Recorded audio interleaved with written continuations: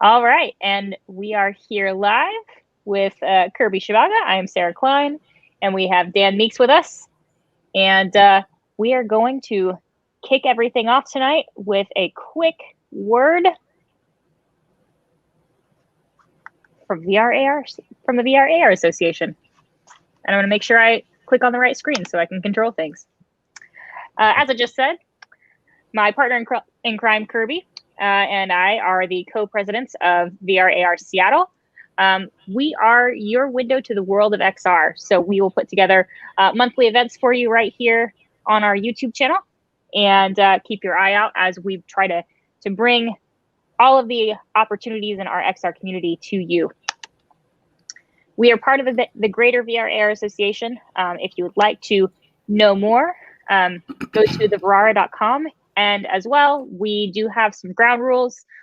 Those rules basically say, and I am paraphrasing, be nice, don't be a bully. If you are, we will kick you out. The VR/AR Association is the primary place for you to grow, learn, and connect with other members of the XR community.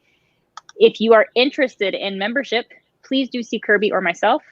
It really is the global industry association for virtual and augmented reality designed to foster collaboration between companies that accelerates growth, fosters research and education, develops industry best practices and guidelines. Some really awesome perks of the VR/AR Association. There are over 4,400 companies, brands, and schools that are members. There are over 70 chapters and 140 staff. And there are 25 plus industry committees with multiple weekly online meetups. You can have incredible access to so many people. There's also the community members on Slack, LinkedIn, and all the other places that you would expect. And possibly one of the coolest things is the equipment rentals aspects, where you can get your own PlayStation VR, HoloLens 2, 5, etc., and really just kind of get going with what you're doing. So tonight, without further ado, we are going to present to you Dan Meeks, and he is going to take you through an awesome simulation with JanusXR.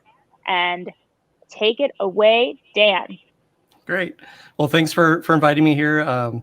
I've been watching a lot of the great talks hosted here by you two, and it's an honor to be invited to show all the stuff that I've been working on over the years. I'm Dan Meeks. I'm an immersive technology professional. I'm really big into XR, but as you'll see through this demonstration today, there's another part of it, which is using domes for simulations. Now, typically with these talks, you have like the CEO or CTO of a company showing a really cool new technology. This time around, I'm going to show you something that's been around for years. And what's more, I'm just a power user. I consulted for Janus VR a long time ago, kind of when that big push of investment came through during the VR Renaissance. I begged to work with them, and they let me on for a little while to help them out with some projects. But overall, I'm a user. So yeah, this is a report coming from somebody who actually uses this product. It's now an open source free project.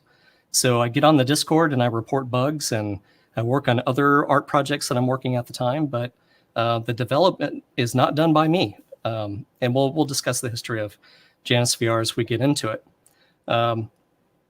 So what I'm going to show you today is a tool that I created kind of in my own time working with battlespace simulations, because there were these conferences and meets and conversations that I would have with airmen where I could describe what a simulator looked like, but I had no tools to really show them. So in the cases of conventions, we were in a tiny little corner, you know, at the chow hall at a base. There's no way that you can erect a simulator there. Now, there's companies that have done that in the past, and they really work hard to do it. But it's almost easier just to say, hey, put on this Vive and look around. This is what this thing looks like. And that's what I'm going to show you tonight. The other side of it is that JanusXR also works flat on a screen, but also on a phone. So there'd be times I'd be hunkered down at the bar, and we'd hunker over a phone, and I'd walk them around the simulators, just show them what it's like. Now, to say that really nails a sale or not, who really knows with marketing, but at least I know the person I'm talking to doesn't have to imagine what I'm talking about. Or I don't have to show pictures from on base, which might be an operational security issue. So one of the slides that I'm going to show you is the simulator as it was being constructed, kind of the Utopia Planitia version of the sim, because I don't really want to give away what the U.S. Navy was doing with our simulator precisely. At the end of this talk, though, I'm going to try to use something from Octagon Simulations and see if I can drag in a 3D model from them into the scene so you can actually see a high resolution model. But for the most part, this is a kind of a general idea of what a joint fire simulator is and where all the parts and pieces are in a generic kind of way. So let's dive into VR. Awesome. And everybody, if you have questions, Dan is happy to take them as we're going. So just put them in the chat, and as I see them, I will put them on the screen and sprinkle them in. Okay, so I'm going to try my best to keep my head steady, because I know there's a lot of people that are really motion sensitive. So I'm going to treat my head as a nice gentle camera and not move it too much. And hopefully Kirby and Sarah can keep me honest on that as I go along with this briefing here. So we're going to use webXR. So what I have here is actually it's HTML and it's JavaScript. That's it. So if you have some basic HTML skill to build something, and if you want to make it interactive, you can use JavaScript, but you don't have to. So if you just want to show what your model looks like, it's just a few lines of HTML code and hosting the file somewhere, and you have a full 3D VR environment. So I'm going to slowly move my head over to the other monitor over here, and I'm going to launch Chrome. And I have my simulator as a bookmark here. So I'm going to go ahead and launch it. And you'll see that it loads. I'm hosting this on Amazon AWS, but any hosting solution will work. We've had power users use it on Pastebin, GitHub, basically anywhere that the browser recognizes the special code that you put in the website, the script will run. So we can see the simulator here. You can see this mountainous area over here. This is actually from Battlespace Simulations. This is a generated terrain that I've converted to a lightweight model that's south of Afghanistan. So obviously, and here's some A-10s flying in the distance there. And this is all done without using JavaScript. It's just pure HTML. And we'll dive into what that looks like a little bit later. But I'm going to jump into VR here. And we're now inside the sim. I'm going to give the browser its focus. And let's fly on in here. So this is what I would show my potential customers. This is what a joint fire sim looks like. So we have a truss work that has all the projectors. These are 3 projectors that for this installation has 4K projectors. So 3 4K projectors, each having their own computer. That's up on this fiberglass screen. And this is the Combined Arms virtual environment. This is modeled after a sim that we built in Coronado in San Diego. So you need to be able to get on base to go see it, but here's a nice representation of what it looks like. And in the distance, kind of in the darkness there, are the 2 computer racks that are necessary for doing that. So showing this on a phone or in a headset gives the potential customer an idea of what they're dealing with here. Because we also work with Battlespace Simulations also works with other companies that build joint fire simulators. This is the one that we kind of primed, if you will. Northrop Grumman was the prime, but we were the primary engineer on. There's other companies, Immersive Display Solutions, Quantidyne or American Systems now, that prime this whole system, but this is an example of what Battlespace Simulations did. So let's get in a little bit closer here. And, let's actually give you the tour, all right? So starting from here, this is the instructor station. So you see on the bottom here, this is MACE. This is the program that we use, Modern Air Combat Environment. So what Battlespace Simulations primarily does, we're a software company. We're not really a sim building company on this scale. This is actually a rare thing for us. As I said, we usually partner with other companies. But this is what creates the simulation, the soul of it, like where all the players are, how they interact, who drops bombs, who shoots at the good guys, who are the other good guys that shoot back. That's the software we make. Now, in this demonstration, I've tried my best. It's kind of hard to capture. That's why I put a disclaimer at the top. This is a low resolution Versig capture from MetaVR. So there would be 3 channels of MetaVR blended on this screen. And what that allows is for the JTAC, which we'll get into later, can simulate what he does in the field. So now what we got down over here is some radios, a GPS, a camera feed from an aircraft, and obviously a clock because it's going to be a different time than real time there. And we can have multiple people in the simulator. So let's look on this side. So that's the instructor. This is the role player. So if you want somebody to jump in and actually fly an aircraft, you would see the aircraft flying across the dome there. The thing in the middle there is if you had like a Predator drone or a Reaper providing what we call video downlink down to the JTAC so that he gets an idea of what's actually happening on the ground. So we have all these tools available to really create an environment that really stresses out the JTAC and shows all the things that they would be doing in the field other than getting dirty and really getting shot at. At this station here is where the evaluator sits. So this is the guy that's writing his grade, his report card. So he's sitting here and he's listening in on the radios and watching with an unobstructed view of what the JTAC's doing. So there you go. That is pretty much what I would be doing to a potential customer, showing them a walk around of where everything is and how we've configured everything. 2 things I left out. These are spotting scopes. One's a laser rangefinder, one is a laser target designator, and one is to designate for smart bombs, and one is to get a range to the target. So when you talk to the aircraft, you can say how far away the target is.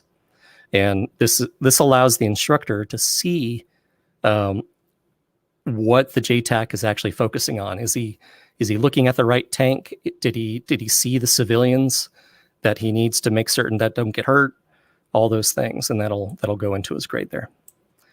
Cool. So yeah, just want to give you a quick rundown of what you're seeing here, and I'll advance my slide. What's cool about JanusXR is that you can actually put a slide in here. So. Now I've been talking for a while, but big disclaimer here, I'm a consultant. I'm not a full-time employee of Battlespace Simulations. I've been working with them for about 10 years now, but I'm not on payroll.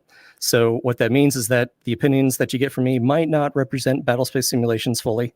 It's a bit of an out, but chances are what you're hearing tonight is mostly Dan Meeks' version of the truth. So if you have any questions directly for Battlespace Simulations, I'll have some contact information for that there. The purpose of this talk is to show an XR enthusiast point of view when marketing and using simulators or selling simulators. Cool. So let's move on forward here. All right. So who am I? I spent 11 years in the Air Force as a instructor combat systems officer or an EWO, electronic warfare officer. I flew on the AC-130, which we have right here, circling right there. So this is a large transport aircraft with 3 guns on it. It's been recently retired. It's a little sad, but there's an upgraded version out there. So my role on the aircraft was to defend the aircraft using jammers and dispensing expendables. But it also required me to have a really good knowledge of all the things that would shoot down the aircraft, to have a pretty wide set of knowledge on there. So if we look at what I've put up on the projector here, this is actually combat footage of what I did in Iraq. Little funny story about it. Since I had to have that knowledge of all the aircraft and things that would chase us or shoot us down, right before they hit the fire button, they would go, "Hey, Ewo, what is that?" I would say, that's a MiG-17. And just as I said, that belongs in a museum, kaboom, they would blow up the plane. So yeah, there was a lot of museum pieces that blew up that night. But that's what an AC-130 does. Now, the real story of why I got into simulators, though, is this picture right here. Now, this picture was taken quite a few years after I left the Air Force. But if you look on the left, and hopefully this is showing up in the feed here, there's a piece of paper on that monitor. Back when I was a lieutenant, most of that simulator was paper, and we had to play pretend with our instructors on what we were actually doing in the aircraft. Now, because of that, it's all my fault that I probably wasn't the best lieutenant, but if I had the best tools, maybe my career might have been a little bit different. Not to say I was the worst EWO, but probably wasn't the best either.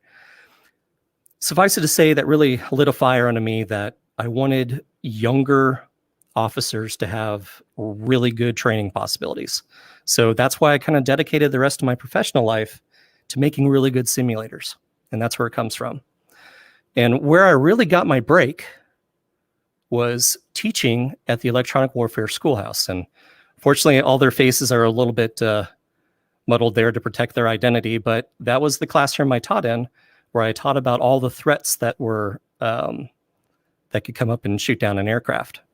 Now, while I was there, I started learning about virtual reality and the possibilities of using simulators, particularly virtual reality, and teaching some really hard concepts about radar propagation, missile flyouts, and how the proper rise time of a flare would intercept a missile. So that was back in about 2006 or so. And there's other pictures of me with the aircraft. So along the way, I became an engineer with battlespace simulations. So hopefully you can read the joke here. I do a lot with battlespace simulations, pretty much everything but the money and the contracts. So when it comes to marketing or teaching people how to use the product, developing the software, I do it pretty much all except for the actual direct sales and signing the contracts. We're a very small company, so obviously everybody's got to pull a lot out there. So there's a lot of, that's actually my behind right there as I'm bending over building a simulator, connecting up all the wires. That's what I actually do. All right. So while I was working with battlespace simulations, JanusXR kicked off, and there's a picture of me proudly wearing my Avogant glyph, not caring that I look a little dorky. Yeah, so as I was working with battlespace simulations, I started figuring out ways that I can leverage what JanusXR was doing to help the business. All right, so a little bit more about battlespace simulations. I talked a little bit about how we create the software that creates the environment for the battle space that's being simulated. Well, it's a very obvious name for the company, Battlespace Simulations. So you see here our latest product, Armor, and that is the Fallon range. And I'm just doing a little aileron roll with an F-22, but you can see the radars being spat out of the radome of the aircraft there. And what you can see in the middle here is a sensor view were actually used on the MQ-9 as training software. So the camera is following two people walking down a road. That's stuff that's scripted in Mace. Let the video loop one more time to show you something else. Dan, real quick. Yes. We've got a couple of questions for you. Shoot. So Kirby asks if two domes can be connected. Yes. So the idea behind the simulators is called distributed mission operations. So these simulators speak kind of an internet of simulators. There's a standard of packets that goes back and forth.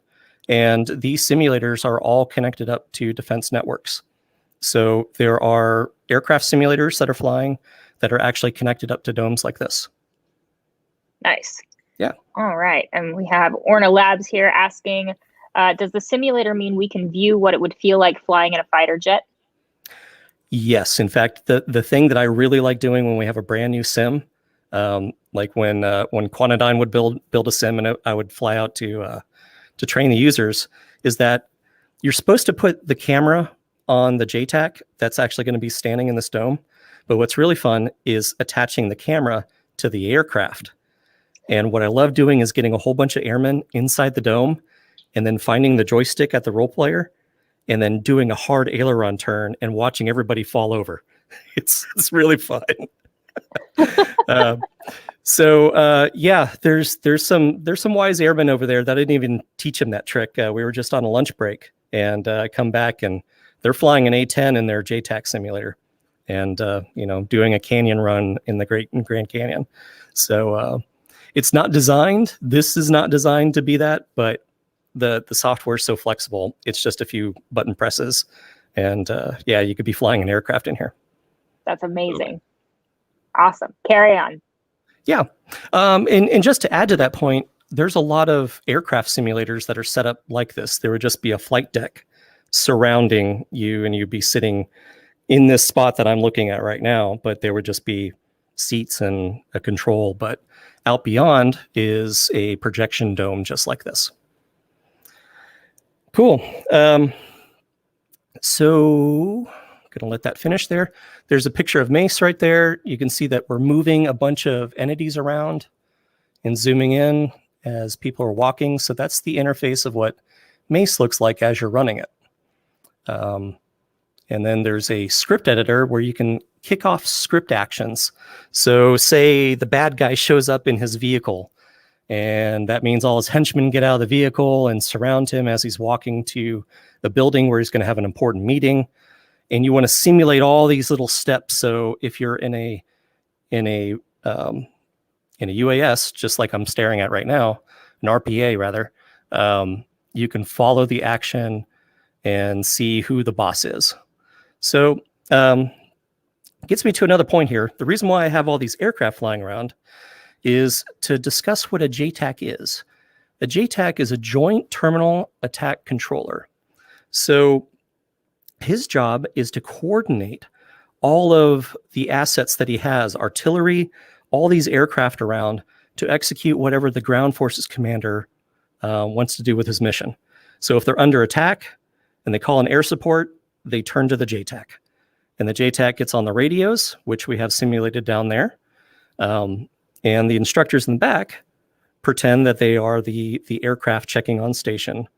And what they'll do is form a CAS stack, a close air support stack. And just like you see here, we have an A-10 at a low altitude, an F-15 at a mid altitude, and then up high, we have an MQ-9, which is about to pass right in front of me right here. Usually with the gear up, though. I didn't have much time. So that's the idea of what a JTAC does. So I showed you before the scopes that he uses, which would be like the SOFLAM up here. And at the moment, I can't remember what the heck a SOFLAM stands for, but laser and marking device, I think, or something like that. Special operations laser or something. Anyway, not very important at the moment. But the JTAC would look through this scope and move it around and line up on the target, and then press a button to fire a targeting laser, which the aircraft would use to drop a bomb exactly where he wants them to drop it. So that's what the JTAC does. Cool. So on this slide, I also have some pictures of what the cave looks like as we were building it.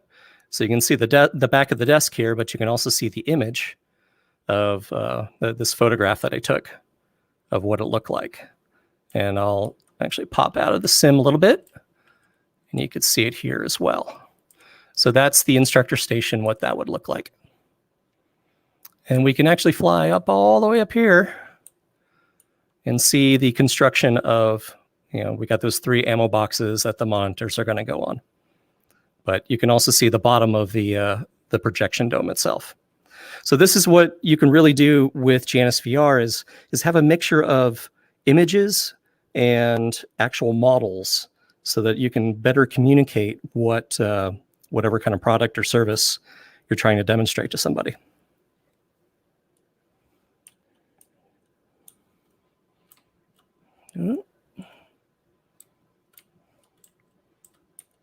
All right, here I am back settled again. Great, so that's a big rundown of what a JTAC sim is all about and all the parts and pieces that you got there. So let's talk a little bit more about JanusVR itself. So JanusVR started back in 2014, and it was by James McRae. He just got his PhD from the University of Toronto, and he was working on a project where he was trying to find a smarter way to share 3D models over the internet. So if somebody created a 3D model, how could he get that model to them without having to wrap it up in a zip file and email it or post it somewhere? So we came up with this idea, which became JanusVR. And what you're seeing on here is when he realized, hey, I could build a multiplayer part on this and give everybody an avatar. And what we're seeing here is actually the exact model that was used back in those days. So the first lobby is rotating out in front of there. Now, JanusVR is using, as I said before, HTML and JavaScript. So you're using the existing web. So this is the three-dimensional web converted with a custom render pipeline at the time. This is before WebVR fully. But you walked through websites. And one of the coolest things I ever did was play hide and seek through Google search, where people would open up portals to different websites and we would try to find where they were hiding. And they would change the size of their avatar so they can hide inside the website. It was the most meta experience I ever had. So some other stuff that we have here is a really cool video. I don't know if anybody remembers Cymatic Bruce in the really early days of the Oculus Rift, but it's one of the best evangelists of the technology at the time. And I captured this little snippet of when it dawned on him that you could walk through a website. And here he is walking into Reddit, the Oculus Rift subreddit, to be exact, where you can open up each post and investigate the content inside of there. So some really, really cool stuff. So back in 2014, we had this budding community of world builders that were building out their content. And when you look at the bottom of this 3D model here, there was a doorway that went to vrsites.com. And that was a separately hosted website that had kind of a hotel of other websites that you can explore where people were using this custom HTML and JavaScript. So just some really, really exciting stuff. Now, sadly, the company couldn't quite figure out a way to make money off of this. So it was spun out to open source, which is great. And the whole reason why I'd love to give this talk, because there is a free tool out there that you can use that is open source and free to use. And if you want to fork it and expound upon it, it's there and it's available for you to use. The kicker is that you got to know a little bit of HTML. Now, there is a in-screen editor that makes life a little bit easier. But for me, kind of being a little bit older hat, I don't mind coding it. But if you have some trepidations about coding, there is some a GUI that you can interact with to move around models and add models from like Google Poly, for instance. Cool. Let me just check my notes real quick. Any questions up until this point?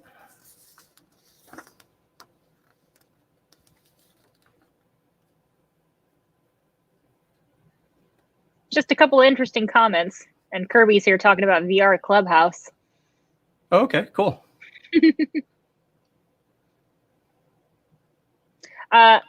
What is the open source tool called? It's called JanusXR, and I'll have a link in my next slide. So yeah, I want to talk a little bit about the difference between the native app and also Janus Web. So James I always call him just Bai, but Bakoy Anu is his last name, James Boykai Anu. He created something called the Elation engine, which effectively took JanusVR and then turned it into WebVR.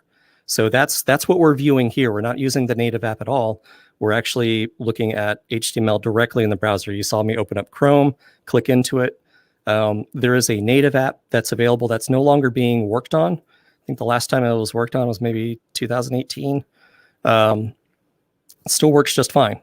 And when I'm offline, giving a presentation, like say I'm on base, there's no internet connection, I'll actually grab the native app and just run the HTML locally on my computer, and that seems to work just fine. Both tools are still available. You can fork the native app and work on it more if you like to, but it's pretty much feature complete as is. JanusWeb, however, is continuously being developed as James has time to work on it. And the Fiber, if you heard of the Fivers festival that's coming up, it's actually powered with JanusXR, and that's going to be all inside of WebVR. So cool. Let's see here. Go to my next slide. All right, so let's actually talk about what it takes to make something in Janus. So I'm going to fly up a little bit and actually look. This is the code for this page. Now, I made this image about halfway through, shushing things up for tonight.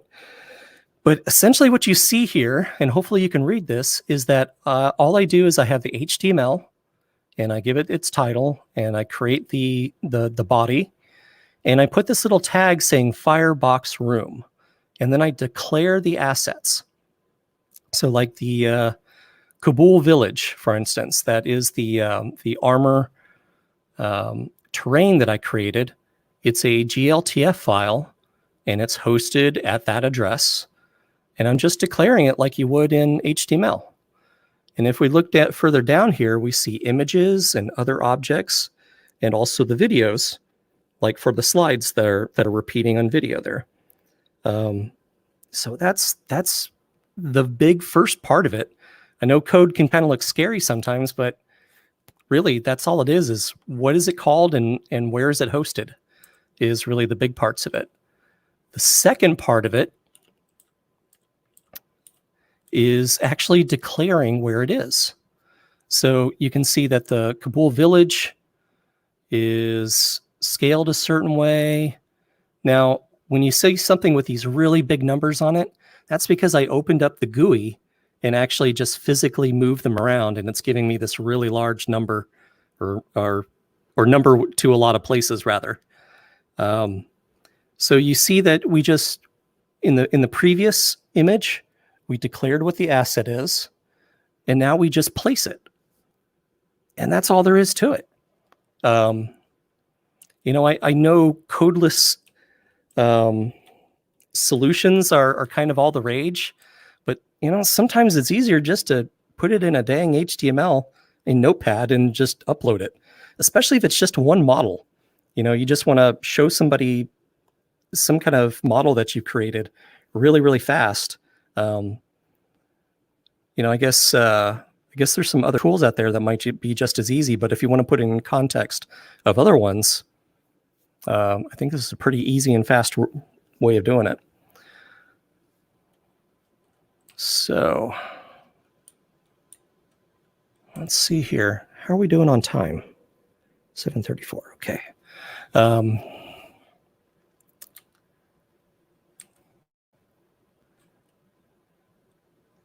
It's not going to work in VR. Yes. Kirby is asking, how does JanusXR compare with A-Frame? When it comes to JanusWeb, I think they're actually interchangeable. So if you go to Vesta, which is the hosting site that's available for JanusXR, you can actually write in both. And JanusXR actually has a translator to go back and forth between A-Frame. I'm more partial to Janus because it doesn't require you to be as much of a web developer. It seems like A-Frame is very JavaScript heavy. This is more, if you just want to place stuff, it's HTML. And I think the developers of A-Frame are admittedly inspired by JanusVR. Okay. Well, and JanusVR was inspired by Vermal, so it's a long chain of iterations to get to that point. No, it's the great artist steal concept. James By actually said, he had a wonderful phrase, and it's not coming to mind, but it was like a parallel evolution was what he used instead of stealing. And I'm like, okay, that's very gracious of you. Parallel evolution, got it. Cool. So let's actually switch to a flat mode. So let's switch over. So I'm going to exit out of that, and you should just see my screen right here, right? Because I'm still in VR. Now we can, yes. Okay, cool. All right, so what I'm going to do is I'm going to open this up again. Let me just make it big.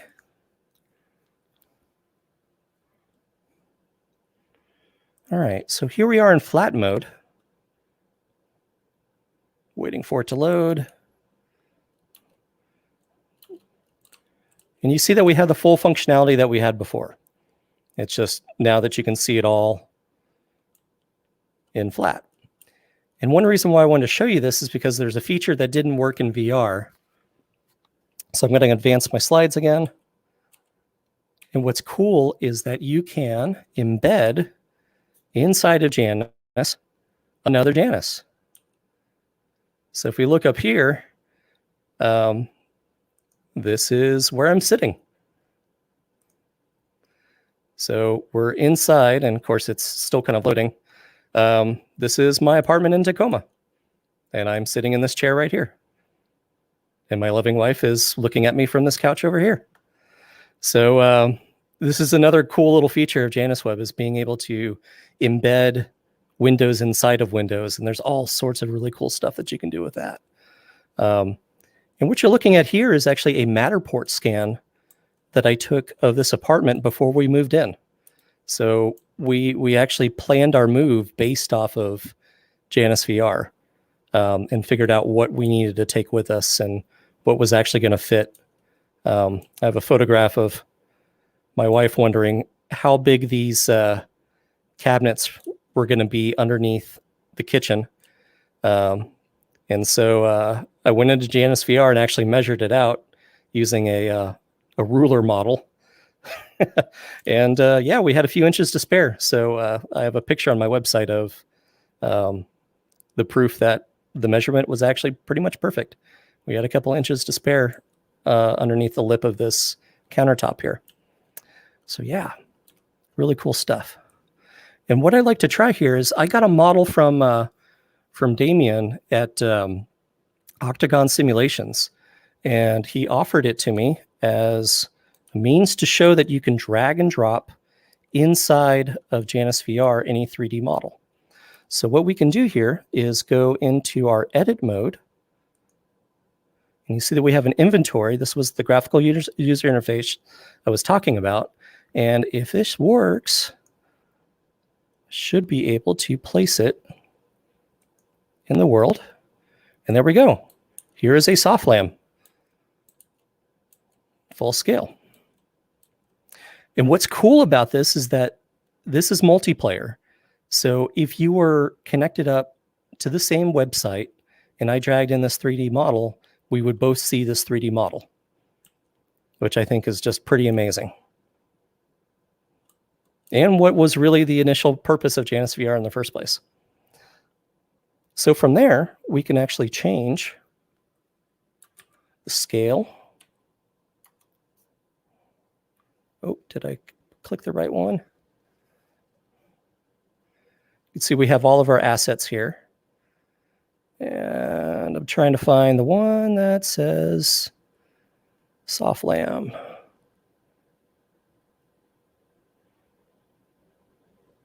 There it is.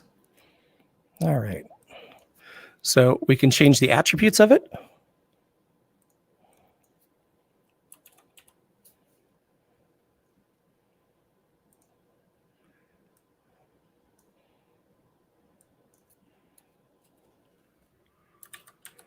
There we go. Just made the scale smaller. And did I actually click on the right thing?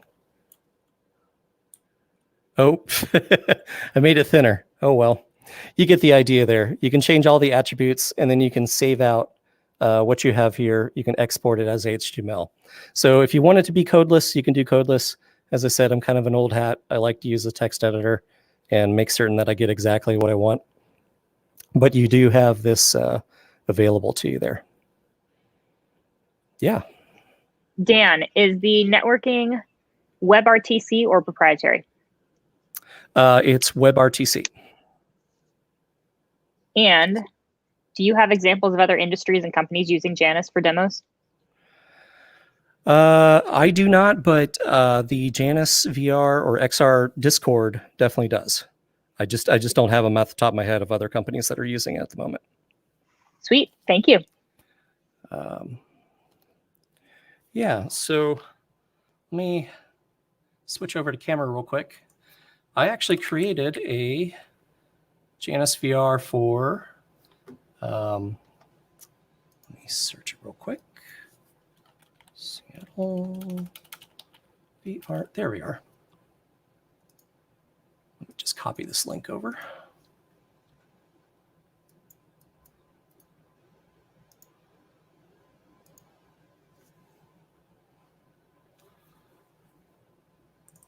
And there we go. We have a Seattle chapter, JanusXR, that I created a little while back. And you can see that it has an onboarding system where you say your name and whether or not you're going to be using a camera to communicate, which is the WebRTC. Just going to hit just observing, and you enter the room. And there we have a nice little Seattle JanusXR area.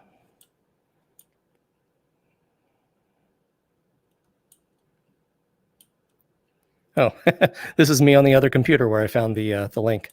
I don't have the camera configured, otherwise you'd see my camera there. But yeah, here it all is.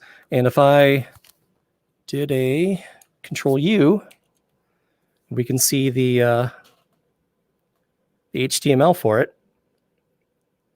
Here's the HTML to the page and a little bit of the JavaScript on there. And frankly, a lot of this stuff I just copied and pasted from James and then just switched out my own models inside of it, and that was good to go. And I think that's actually how a lot of web development happens sometimes. There we go. Just one more time to iterate, you declare the assets here, and then you place the assets right here inside the room. And within that, you have the position, the scale, whether or not it interacts with the lighting, and the rotation. And that's all there really is to it. It's not that complicated.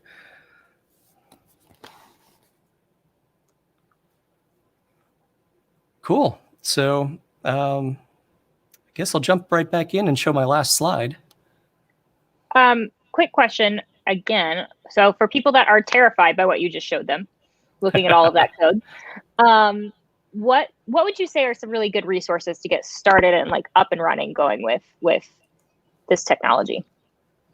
Well, there's plenty of documentation on the GitHub, which I'm about to show you a link. Okay. There are the Discord. So if you go inside a GitHub, there should be an invite for the Discord there. And there's quite a few power users that are more than happy to help. Fantastic. Here, and I'm going to remove Kirby and me so that takes up the full screen.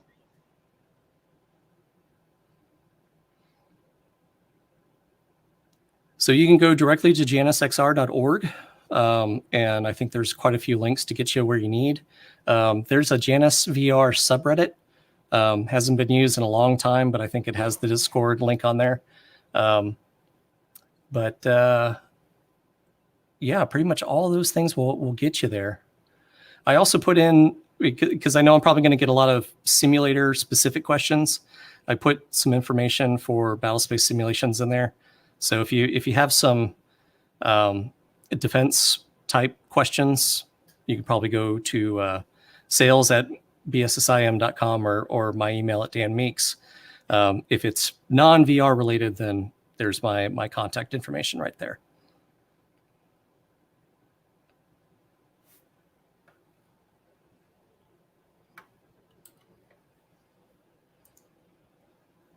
Yeah. Cool. So I think that pretty much concludes my presentation there. I hope you guys really enjoyed it. This was awesome. Yeah, definitely enjoyed it. Thank you very much, Dan. Yeah. I love how you can do all of that with just, just straight up HTML, CSS. Like, it seems pretty straightforward. It really is. I mean, you can get completely complicated with it. Trust me, I've seen some examples that just knock my socks. Because one of the power users actually recreated Minecraft. Wow. like the whole inventory, placing the blocks, everything. But I think he builds silicon chips for a living. So pretty smart dude. But for me, just a former aviator, I can handle HTML. It's not hard at all. Yeah, and just for the listeners and watchers here too, just to be clear, even if you don't have a headset, you can get started with this and do the 2D view. And when you do get a headset, now you're in VR, correct? Yeah, there's absolutely nothing that you have. The only thing you have to do is just click that VR button and it'll work. And you probably saw there was an AR button. I'm eager to find out what that looks like when James gets the wires connected. But there could be a possibility of being able to spawn 3D models with your phone and all the good stuff that comes along with that. Yeah. That's awesome. Yeah, I love how you would just, you can just travel around with your toolkit, whether it's on your phone or through a headset, and just run it and sell. That's awesome. Yeah. Yeah. So what kind of limitations would folks need to consider when bringing in models and I guess textures as well? Well, obviously you want something that can be easily downloaded, because you don't want like a half gigabyte model on your phone. You're going to be sitting there for a long time waiting for it to load. So I would say just fire up Blender and import your model. Like, you don't really have to do anything. All you have to do is just import your model, then export it out to GLTF. So you just find file, export, GLTF, and it makes it so much easier. It like strips out all the garbage from your model, and it makes it easier to import again. And there's really zero effort to it. Yeah. So does it have to be GLTF, or can you bring in OBJs? You can use all sorts of formats. You can even use a point cloud. So interesting. So if you do a point cloud scan, then you link it up in the HTML code. Yeah, it works. Yeah. By the way, that was really cool when you showed the Matterport, going inside the Matterport scan as well. Yeah. You're showing off all sorts of technology in one session. It's amazing. And it's not new stuff. I mean, that Matterport scan, I did that back in 2016. So I know we like to be at the cutting edge of technology, but sometimes there are some really good, solid tools out there that are free, and they're still very applicable to use. Yeah. Yeah, that's awesome. Molly says, thank you for your service, and wants to know what the background projection is on your wall. The projection that's going on there, oh yeah, that's the light form. So yeah, Tony Rogers, if you know who he is, he's on LinkedIn quite a bit. He fawned over it, and I was like, yeah, I probably need that for a convention. It's a business expense. Nice. but then COVID happened, and I haven't been able to use it at a convention. The idea was to have like the BSI logo fly around the room and all that, but it's been basically doing visual effects and pictures of my cats. So I love it. That's awesome. Similar question: how large can the exploration area be, and will it depend on the model's format and quality, or are there other dependencies? There's going to be a view distance that you can dial in, and obviously that's going to be more resource dependent, depending on how the view distance is. But we have users that have imported terrain from Mars, from NASA, and you can fly around the canyons of Mars for as much as the RAM that you have on your computer. Yeah, I mean, it handles garbage collection pretty well. So if it's being deresed, your computer's going to hustle a little bit in the browser, especially if you're using Chrome, but you can use some pretty large areas in there. Let's go fly around the terrain real quick. Okay. Cool.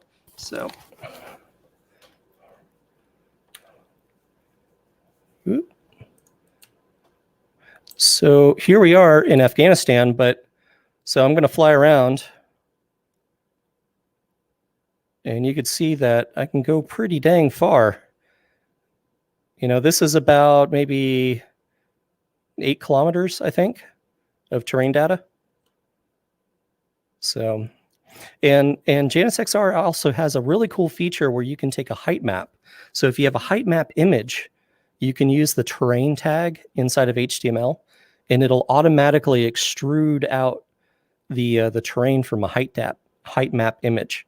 And if you don't know what a height map image is, it looks like a picture of terrain, but it's all black and white, and the white parts are really high and the black parts are really low. So it takes each pixel and extrudes it out to the proper size. So hopefully me flying around here kind of gets you an idea of how big of an area you can do. And again, this is inside the browser. If you're using native, obviously you have a lot more system resources to unlock there. So let me fly us back over to our simulator here. There we are. Oh yeah, and there's the footage I was talking about of building Minecraft using Janus. It's pretty crazy stuff. Yeah. Yeah, I was going to ask about that before. It did look like Minecraft. Yeah. So good job. Yeah. Cool. That's awesome. Well, thank you all for joining us. Is there anything else you've got to ask Dan before we wrap up?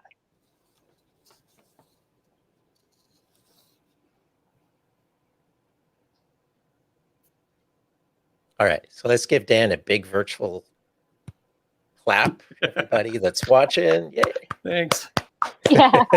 Thanks so much, Dan. This was fantastic, and we really appreciate you joining us.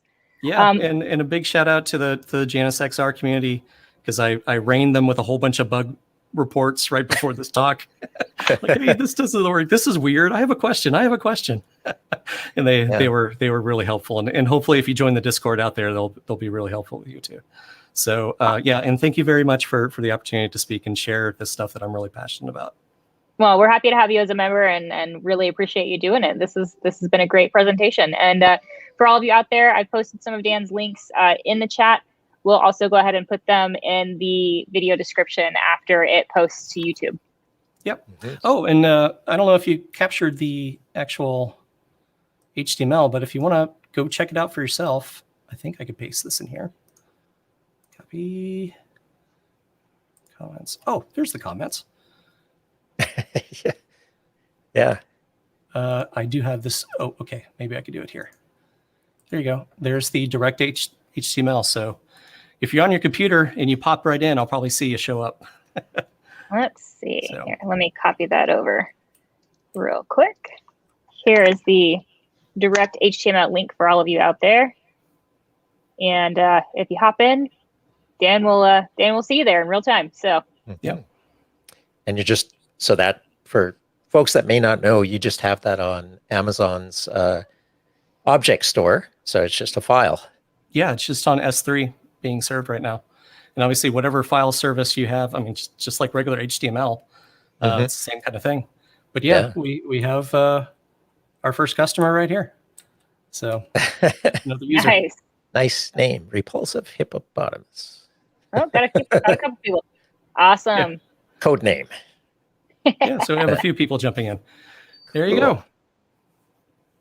Awesome. Great. Well, thank you, everyone. And we really appreciate you coming out tonight. One last thing, I'm going to throw this up here. Scan this QR code.